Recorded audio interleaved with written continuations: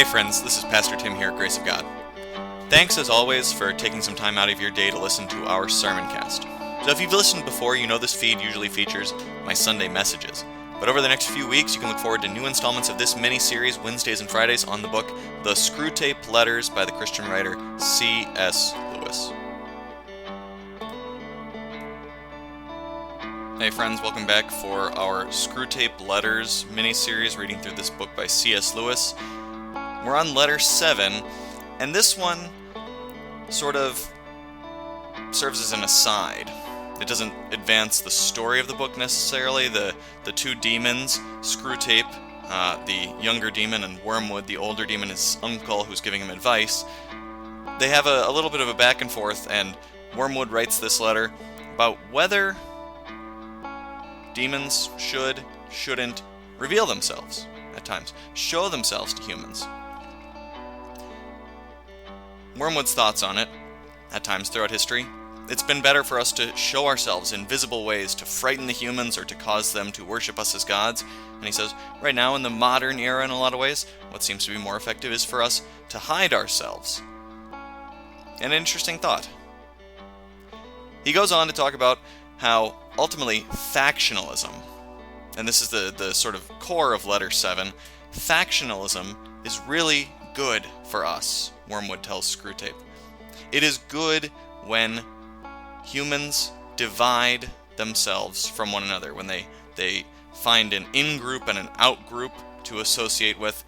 Any kind of factionalism, Wormwood says, is good for them. It's good in the church. It's good in society. It's good in the home. It's good in the schools. It's good in the government.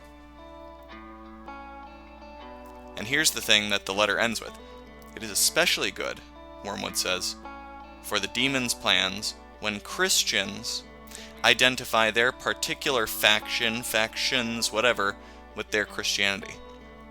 So what does he mean by factions here, and what does he mean by identifying it with their Christianity?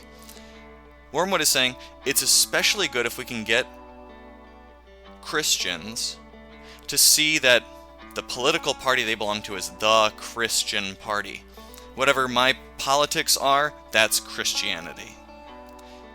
That's probably the most easy one for us to note in our day and age. We don't tend to see other factions that cause that kind of division within Christianity itself. But in the past, maybe to be rich or to be poor felt more or less Christian. To be male or female, to be of any particular race, to speak a particular language. There are all kinds of ways that we can slice and dice and divide up humanity. And when we do that, and in particular when we take the next step of saying, this particular group is the Christian group, well, that's the problem. It's the problem, above all, because it's not Christianity. Christianity is nothing more, nothing less than the group of people who see Jesus as their Savior, whom they need because they're sinners. That attitude inspires humility rather than pride and division.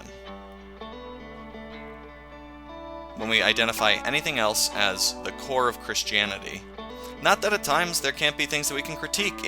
We belong to one group, and we see another group and we say, well, no, I wouldn't want to belong to that group because of X, Y, Z. We just also have to remember any outward group that we belong to in the world is going to have the same problems.